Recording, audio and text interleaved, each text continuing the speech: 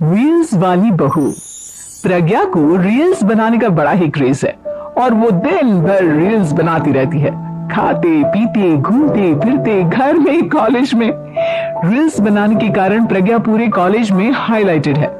जहां उसके रील्स सभी को पसंद आते हैं, वहीं मनीषा चिंता में डूबी रहती है। एक रोज जब खाते हुए प्रज्ञा रील्स बना रही होती है, तब मनीषा कहती है, एक मिनट भी चैन नहीं है इस लड़की को। यह नहीं कि खाना तो आराम से खा ले, लेकिन नहीं, अरे थोड़ी देर रील्स नहीं बनाओगी तो आसमान नहीं टूट पड़ेगा। अरे मम्मी, इसी को तो कहते हैं डिटर्मिनेशन। तुम नहीं समझोगी ये सब। भगवान, इस लड़की को सद्बुद्धि दे। जब देखो तब टेढ़ा बाका मुंह बनाती रहती है।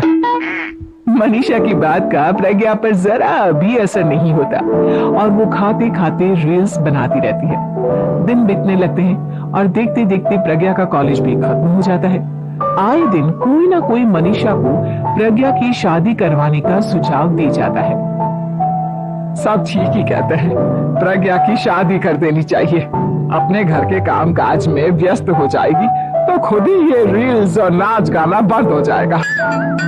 मनीषा और प्रेम प्रज्ञा के लिए एक अच्छा लड़का ढूंढने लगते हैं और तभी विकी का रिश्ता प्रज्ञा के लिए आता है, जिसने प्रज्ञा को उसकी रील्स देखकर पसंद कर लिया था।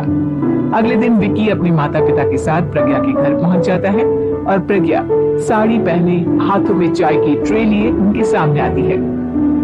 जब विकी को पसंद है तो हमें भी बहू पसंद है। बहन जी, आप बारात की तैयारी कीजिए। एक बार लड़का लड़की अकेले में बात कर ले तो अच्छा रहेगा। हाँ हाँ, क्यों नहीं। मनीषा विकी को प्रज्ञा के कमरे में भेजती है, जहाँ प्रज्ञा पहले से ही रील्स बना रही होती है। तभी विकी कहता है, आ गए आपके साजन जी। हमारे साथ ये रील्स कंप्लीट करती तो और भी अच्छा रहता। अच्छा जी, अब आ ही गए हैं तो बना ही लेती हूँ आपके साथ।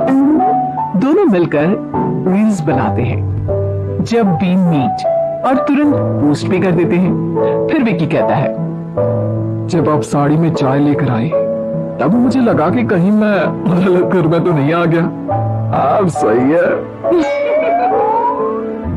दोनों की शादी पक्की हो जाती है और शादी के दिन भी प्रज्ञा रील्स बनाने से चूकती नहीं। यहाँ तक कि बारात के समय भी नाचते हुए रील्स बनाती है।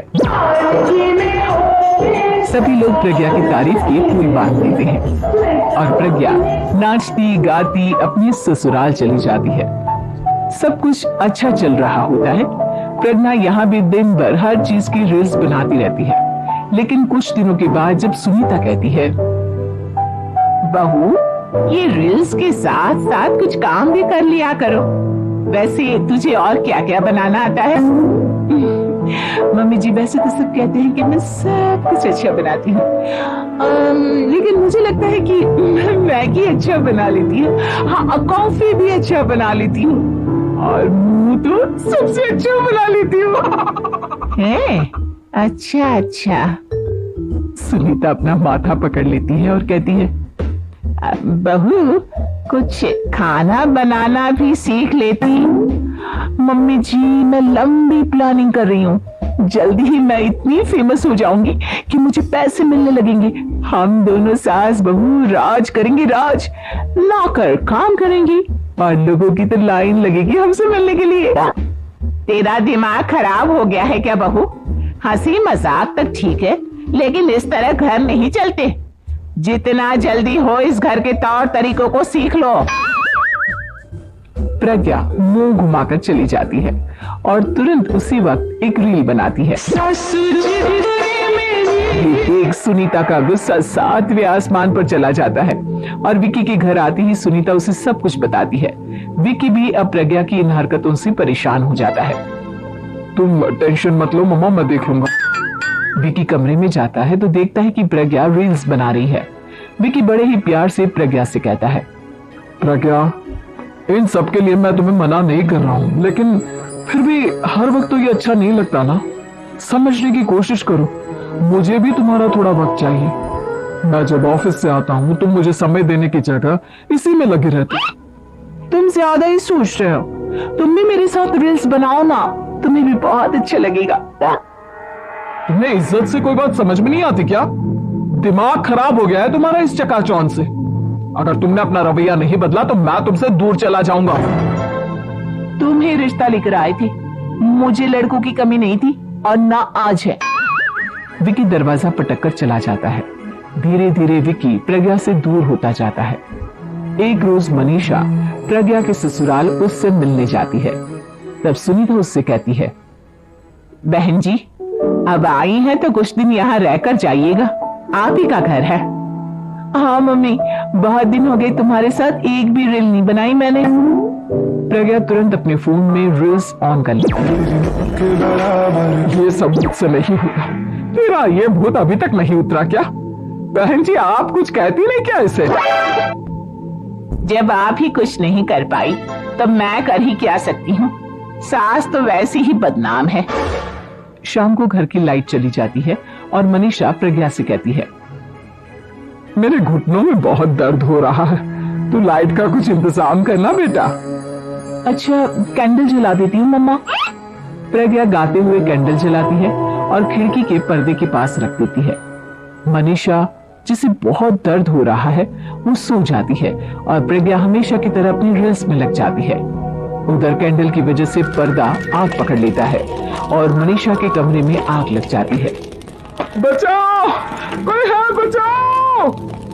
सभी भागते हैं और विकी कमरे की आग बुझाने में लग जाता है, लेकिन तब तक मनीषा आधी जल चुकी थी। मनीषा की हालत देख प्रज्ञा रोने लगती है। विकी मनीषा को तुरंत हॉस्पिटल ले जाता है और उसे एडमिट कराता है। विकी प्रज्ञा से कहता है, देख लिया ना, तुम्हारे इस नाच गाने की वजह से आज तुम्हारी माँ की जान जाते जाते रह गई। अब पता नहीं तुम और क्या चाहती हो।